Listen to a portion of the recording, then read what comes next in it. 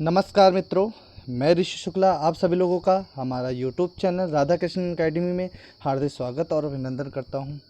दोस्तों, आज की क्लास हिंदी विषय के अंतर्गत जो हमारा टॉपिक है हिंदी साहित्य का इतिहास, ये आप लोग के लिए बहुत इम्पोर्टेंट महत्वपूर्ण है। ये आपके जूनियर भर्ती, टीजीटी एंड पीजीटी के लिए वेरी मोस्ट इम्पॉर्टेंट है। सभी लोग आज की क्लास को अटेंड करें और ज़रूर वीडियो देखें, इससे आपको बहुत फ़ायदा मिलेगा। चलते हैं थोड़ा थोड़ा करके इसको आज इसके विषय में जानकारी देंगे और इससे जो रिलेटिव क्वेश्चंस हैं वो वेरी मोस्ट इम्पॉर्टेंट क्वेश्चन हैं। अगर आप इतने क्वेश्चन सही से पढ़ लें तो मैं चीज़ें से दावा करता हूँ कि आपके क्वेश्चन इसमें से 80% आएंगे।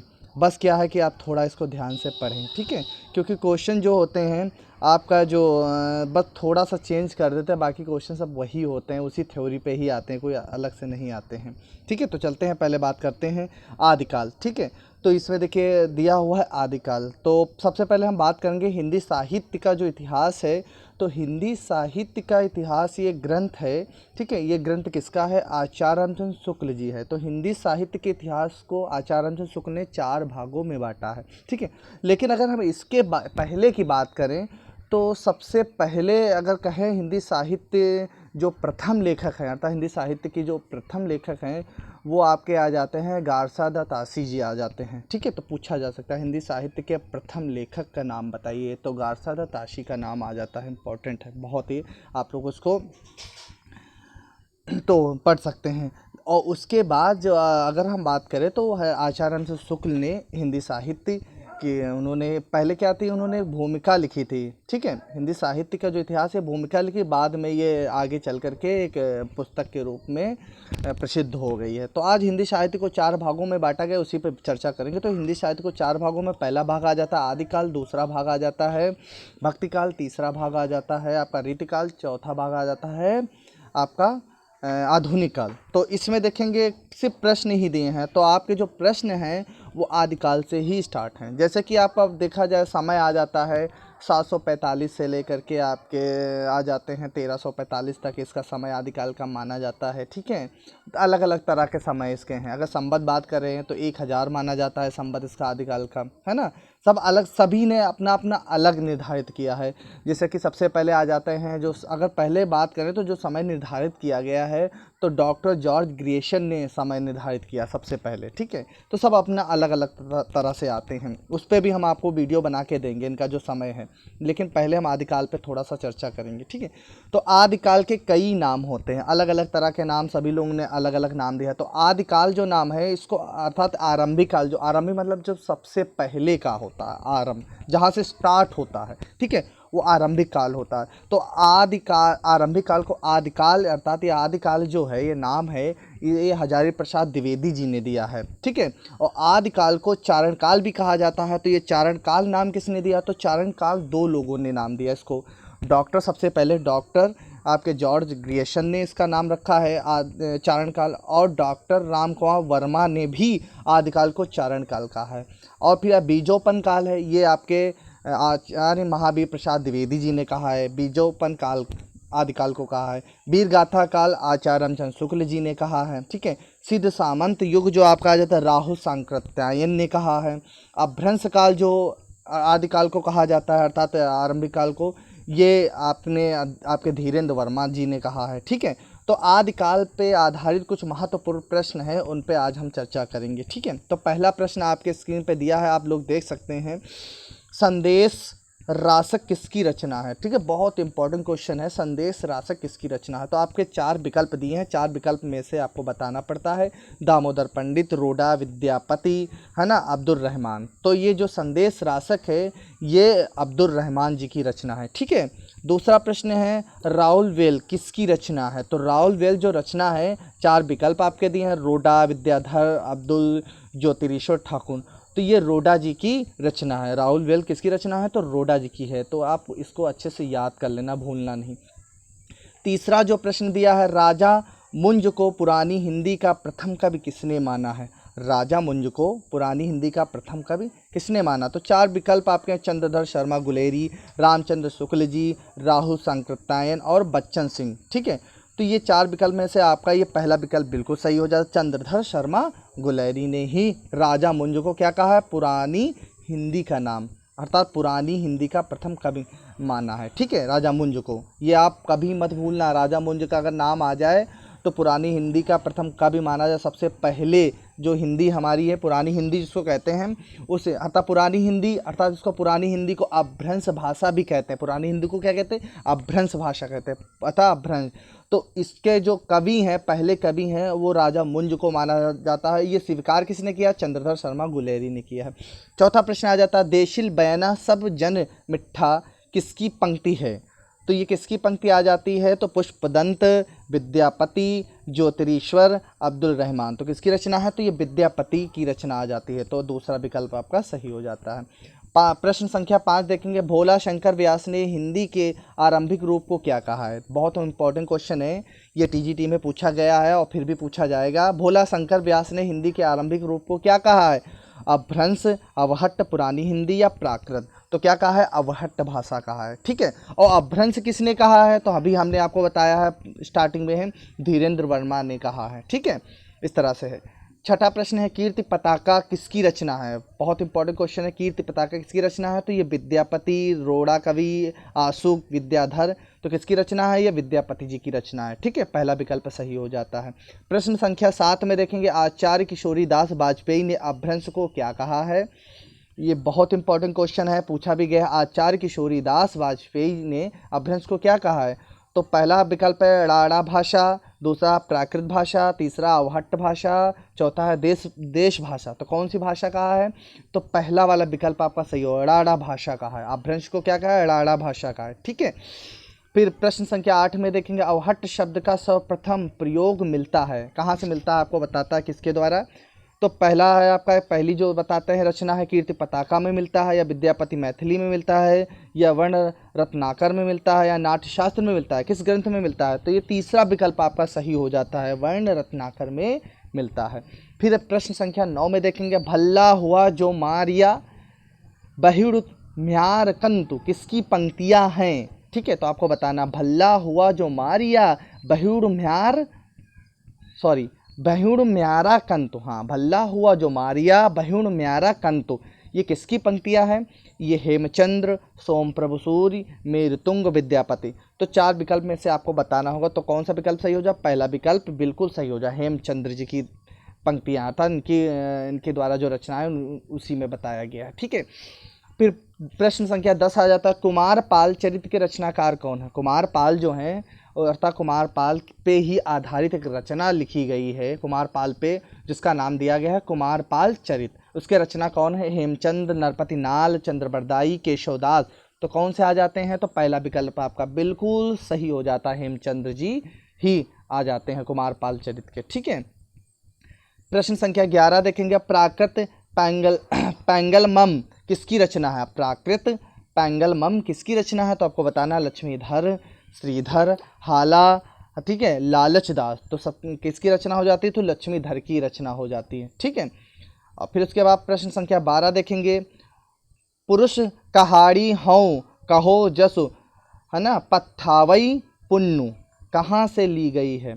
फिर से पढ़ेंगे, पुरुष कहाड़ी हाउ कहाओ जसु पत्थावई पुण्य, ये कहाँ से ली गई है, किस ग्रंथ से ली गई है। ठीक है, तो कीर्ति पताका, कीर्ति लता, पदावली, है ना, शैव सर्वस्व सार। तो ये 4 विकल्प में से 4 ग्रंथ ही हैं, इसमें से आपको बताना है। तो ये कीर्ति पताका से ली गई है। ठीक है, प्रश्न संख्या 13 में देखेंगे, मैथिल कोकिल किसे कहा जाता है। मैथिल कोकिल किसे, बहुत इंपॉर्टेंट क्वेश्चन है, वेरी वेरी मोस्ट इंपॉर्टेंट है। मैथिल कोकिल किसे कहा जाता है, तो अमीर खुसरो को कहा जाता है, हेमचंद्र को कहा जाता है, या विद्यापति या सरहपा को कहा जाता है। तो ये विद्यापति को कहा जाता है। मैथिल कोकिल किसे कहा जाता है, विद्यापति को कहा जाता है। प्रश्न संख्या 14 देखें, गोरी सोवे सेज पर मुख पर डारे केस किसकी पंक्तियां हैं। गोरी सोवे सेज पर मुख पर डारे केस किसकी पंक्तियां हैं, तो बताना है। 4 विकल्प में से विद्यापति, हेमचंद्र, निजामुद्दीन, औलिया, अमीर खुसरो। तो ये अमीर खुसरो की रचना है। ठीक है, प्रश्न संख्या 15 देखेंगे, भाषाओं को प्राचीन से नवीन क्रम में व्यवस्थित कीजिए। आपको बहुत इंपॉर्टेंट क्वेश्चन है ये आपके लिए। ये आपके यूपी टेट में भी प्रश्न पूछा जाता है। यूपी टेट में जो हिंदी विषय आपका है उसमें भी ये प्रश्न पूछा जाता है। ठीक है, तो वेरी मोस्ट इंपॉर्टेंट क्वेश्चन है, भाषाओं को प्राचीन से नवीन क्रम में व्यवस्थित कीजिए। तो पाली, प्राकृत, संस्कृत या अभ्रंश, पहला विकल्प सही है, या अभ्रंश, पाली, प्राकृत, संस्कृत। तीसरा है संस्कृत, पाली, प्राकृत, अभ्रंश। चौथा प्राकृत, संस्कृत, पाली, अभ्रंश।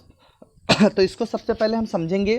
देखिए, जो आपकी प्राचीन भाषा मानी जाती है वो संस्कृत भाषा है। कौन सी भाषा है? संस्कृत। संस्कृत के बाद पाली भाषा आती है। ठीक है, संस्कृत के बाद किसका उद्गम होता है? पाली भाषा का होता है। पाली से फिर प्राकृत भाषा का उद्गम होता है, और प्राकृत से अभ्रंश भाषा का उद्गम। जैसे कि संस्कृत में ना शब्द होता है ना, ना, और पाली में क्या बन जाता है? नो शब्द बन जाता है, और प्राकृत में णो बन जाता है, अभ्रंश में क्या बन जाता है? नहीं बन जाता। इस तरह से ये तीसरा विकल्प आपका बिल्कुल करेक्ट हो जाता है।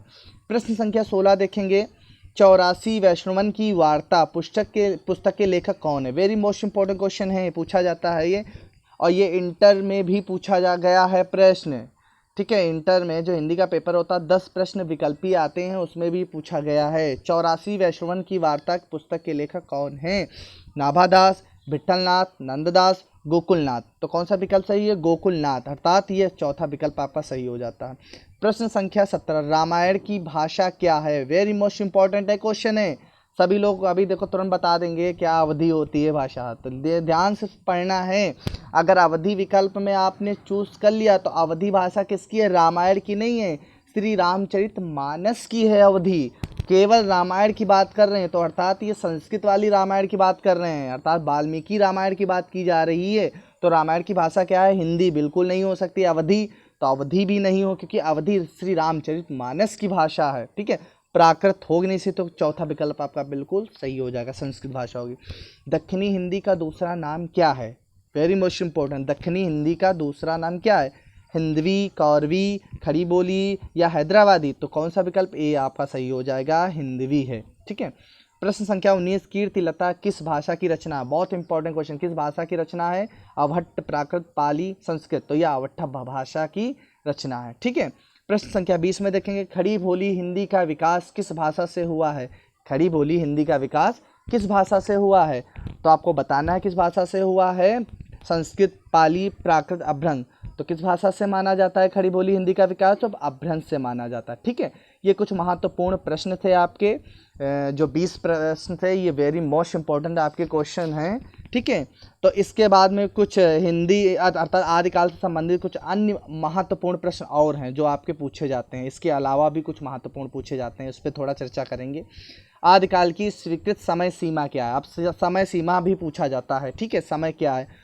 तो पहले आपको बताना, आदिकाल का जो स्वीकार किया गया समय वो कौन सा है? विक्रमी संवत 1000, विक्रमी संवत 1400 तक, ये आपका विकल्प सही है। दूसरा बताते हैं विक्रमी संवत 700 से विक्रमी संवत 14 तक, या विक्रमी संवत 1050 से विक्रमी संवत 1375 तक, या विक्रमी संवत 800 विक्रमी संवत 1400 तक। देखो, इसमें सिर्फ संवत की बात कर रहे हैं, सन की बात नहीं कर रहे हैं। ठीक है, तो इसमें कौन सा माना जाता है? हमने आपको बताया था पहले स्टार्ट से, जो स्टार्टिंग बताते हैं 745 से या 1345 तक ही माना जाता है, इस तरह से चलता है। तो आपका ये आपका सन आ जाता है, लेकिन सब अलग अलग तरह से देते हैं। तो आपका देखेंगे जो संवत बात करें तो ये तीसरा विकल्प बिल्कुल करेक्ट हो जाएगा। विक्रमी संवत 1050, विक्रमी संवत 1350 तक, 75 तक, ये आपका गा वाला ऑप्शन बिल्कुल सही हो जाएगा। ठीक है, निम्न में से किस साहित्य का संबंध बौद्ध धर्म के वज्रायन शाखा से रहा है? तो आपको ये प्रश्न बताना है। नाथ साहित्य, सिद्ध साहित्य, जैन साहित्य या रीतकालीन साहित्य। तो ये आपको से बौद्ध धर्म के वज्रायन की बात कर रहे हैं, वज्रायन शाखा से रहा है। कौन सा साहित्य है? तो सिद्ध साहित्य है। ये आपका बी ऑप्शन बिल्कुल सही हो जाएगा, सिद्ध साहित्य। ठीक है, तीसरा प्रश्न है, राहुल सांकृत्यायन ने सिद्धों की संख्या कितनी बताई है? Very most important, Rahul Sankrityayan ने सिद्धों की संख्या कितनी बताई है? 14, 24, 54 या 84। तो कितनी बताई है? 84 संख्या बताई है। नाथ, चौथा प्रश्न आ जाता है, नाथ संप्रदाय का प्रवर्तक किसे माना जाता है? नाथ संप्रदाय का प्रवर्तक किसे माना जाता है? तो सिंपल सी बात, बहुत इजी क्वेश्चन है, गोरखनाथ के ही नाम से ही नाथ संप्रदाय का नामकरण किया गया। ठीक है, तो आपका पहला विकल्प सही हो जाएगा, गोरखनाथ। प्रश्न संख्या 5वां है आपका, नाथों की संख्या कितनी मानी गई? ये बहुत इंपॉर्टेंट क्वेश्चन, नाथों की संख्या कितनी मानी गई है? 12, 15, 9, 18। तो 9 संख्या मानी गई। नाथों की संख्या कितनी है? 9 मानी गई। ठीक है, हठ योग को अपनी साधना पद्धति का अनिवार्य अंग किसने बनाया है? ठीक है, हठ योग को अपनी साधना पद्धति का अनिवार्य अंग किसने बनाया है? सिद्धनाथ जैन सगुण मार्गी। तो आपका खा वाला ऑप्शन बिल्कुल सही हो जाएगा, नाथ ने बनाया। ठीक है, अहिंसा का संबंध प्रमुख रूप से निम्न में से किस मत से रहा है? वेरी मोस्ट इंपॉर्टेंट है। तो अहिंसा का संबंध प्रमुख रूप से किस मत से रहा है? सिद्ध साहित्य, नाथ साहित्य, लोक साहित्य या जैन साहित्य? तो जैन साहित्य से रहा है। ठीक है, जैन कवियों ने निम्न में से कौन सा काव्य शैली प्रमुख रूप से अपनाया है? जैन कवियों ने निम्न में से कौन सा काव्य शैली प्रमुख रूप से अपनाया? रास, फागु, आचार, चरित। तो रास को अपनाया है। ठीक है, रास परंपरा का प्रथम ग्रंथ किसे माना जाता है? वेरी मोस्ट इंपॉर्टेंट है। रास परंपरा का पहला जो ग्रंथ है किसे माना जाता है? चंदन बाला रास, भारतेश्वर बाहुबली रास या श्रावकचार या स्थूलिभद्र रास? तो आपका खा वाला ऑप्शन बिल्कुल सही है, भारतेश्वर बाहुबली माना जाता है। ठीक है, भारतेश्वर बाहुबली रास को। प्रश्न संख्या आपका देखेंगे 10 है। किस इतिहासकार ने आदिकाल के धार्मिक साहित्य को हिंदी साहित्य की सीमा से बाहर का माना है? तो राहुल सांकृत्यायन, हजारी प्रसाद द्विवेदी या रामचंद्र शुक्ल या नामवर सिंह? तो गा ऑप्शन बिल्कुल सही हो जाएगा, रामचंद्र शुक्ल ने माना है। ठीक है, इस तरह से कुछ महत्वपूर्ण प्रश्न आपके लिए थे, आदिकाल से संबंधित है। तो आज की वीडियो यहीं तक है। आशा है कि आप सभी लोग इसको अच्छे से देखेंगे, समझेंगे, और ये हमें उम्मीद है अगर आप इसको अच्छे से पढ़ लेंगे तो आपके जूनियर भर्ती, ठीक है, चाहे टीजीटी हो या पीजीटी हो, उसमें इससे रिलेटिव क्वेश्चंस ज़रूर पूछे जाएंगे, ये मेरा दावा है। ठीक है, इसको अच्छे से समझ लीजिए और सिर्फ समझने की ज़रूरत है, बाकी और कुछ नहीं। याद करने देखो, हिंदी विषय कैसा है, आपको रटना नहीं है, सिर्फ समझना है, ध्यान देना है। ठीक है, और आशा करते हैं आप सभी लोग स्वस्थ होंगे, अच्छे से रहिए और इस कोविड में आप स्वयं को बचाइए और अपनी रक्षा स्वयं करें, क्योंकि बहुत ज़रूरी होती है। ठीक है, मोदी जी ने भी कहा है जान है तो जहां है। ठीक है, तो अपनी जान प्यारी होती है सभी को, है तो अपनी आप रक्षा करिए इस कोविड में, और कोशिश यही करें मास्क का ज़रूर प्रयोग करें। और अब तो डबल मास्क की बात करें तो डबल मास्क भी, बाहर अगर निकले तो डबल मास्क लगा कर ही निकले। ठीक है, और बस यही है, सभी लोग अच्छे रहें, खुश रहें, यही हम दुआ करते हैं ईश्वर से, सभी का जीवन अच्छा रहे, है ना, सभी निरोगी हो। तो आज की वीडियो में यहीं तक, फिर दूसरी वीडियो में आपको मिलेंगे हम। भक्ति काल से रिलेटिव कुछ महत्वपूर्ण प्रश्न होंगे जिन पे चर्चा करेंगे। ठीक है, बहुत बहुत धन्यवाद।